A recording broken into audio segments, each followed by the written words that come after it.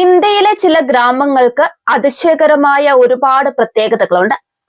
വീടുകളില്ലാത്ത ഗ്രാമങ്ങൾ മാത്രമല്ല, പാമ്പുകൾക്കൊപ്പം ജീവിക്കുന്ന ഗ്രാമങ്ങളും ഇന്ത്യയിലുണ്ട് എന്നതാണ് കൗതുകകരമായ മറ്റൊരു കാര്യം. ഇങ്ങനെ അത്ഭുതങ്ങൾക്കും വിചിത്രമായ കാര്യങ്ങൾക്കും ഇന്ത്യയിൽ ഒരു കുറവുമില്ല. പക്ഷെ നമ്മൾ അത് അറിയുന്നില്ല എന്ന് മാത്രം. ചില പൂർവികർ വ്യത്യസ്തമായി ചിന്തിച്ചതിന്റെ ഫലമായിട്ടാണ് ചില ഗ്രാമങ്ങൾക്ക് സവിശേഷമായ പ്രത്യേകതകൾ ലഭിച്ചിട്ടുള്ളത്. ആ പ്രത്യേകതകൾ ഗ്രാമവാസികൾ ഇന്നും തുടർന്നു പോരുന്നുമുണ്ട്. മറ്റു ചില സ്ഥലങ്ങൾ പല കാരണങ്ങൾ കൊണ്ടും തനിയെ പ്രശസ്തി ആർജിക്കുകയും ചെയ്തു. അത്തരത്തിലൊന്നാണ് ശനിദേവന്റെ ക്ഷേത്രമുള്ള ഒരു ഗ്രാമം. മഹാരാഷ്ട്രയിലെ പ്രശസ്തമായ ഷിർദി ക്ഷേത്രത്തിനടുത്താണ് ഈ ഗ്രാമമുള്ളത്. ഇവിടുത്തെ ഒരു വീടിനും വാതിലുകളോ പൂട്ടുകളോ ഇല്ല.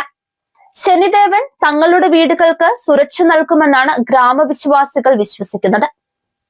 വീടുകൾക്ക് വാതിലുകൾ വെക്കാത്തതിന്റെ കാരണവും അത് തന്നെയാണ്. മറ്റൊന്നാണ് പുസ്തകങ്ങളുടെ ഗ്രാമം. ഇവിടുത്തെ 25 വീടുകളും ക്ഷേത്രങ്ങളും സ്കൂളുകളും മിനി ലൈബ്രറികളാണ്. 15,000-ലധികം പുസ്തകങ്ങൾ ഇവിടെയുണ്ട്.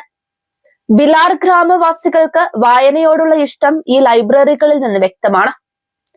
ഇന്ത്യയിലെ ഏറ്റവും വലിയ ടിബറ്റൻ സെറ്റിൽമെന്റ് ആണ് ബൈലക്കുപ്പ. കർണാടകയിലെ ഈ പ്രദേശത്ത് ഏകദേശം 20 ഗ്രാമങ്ങളുണ്ട്. ഇവിടെ കൂടുതലും ബുദ്ധമതക്കാരും സന്യാസിമാരുമാണ് താമസിക്കുന്നത്.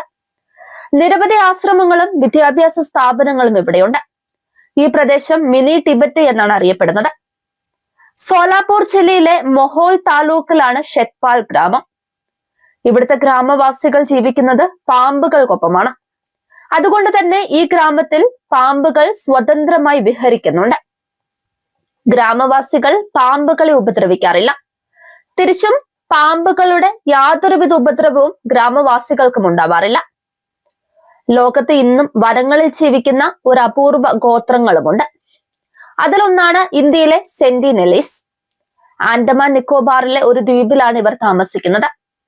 പുറത്തു നിന്നുള്ളവരുമായി ഇടപഴകാൻ ഇവർ ഇഷ്ടപ്പെടുന്നില്ല. അതിനാൽ സർക്കാർ ഈ ദ്വീപിലേക്ക് ആരെയും പ്രവേശിപ്പിക്കാറുമില്ല.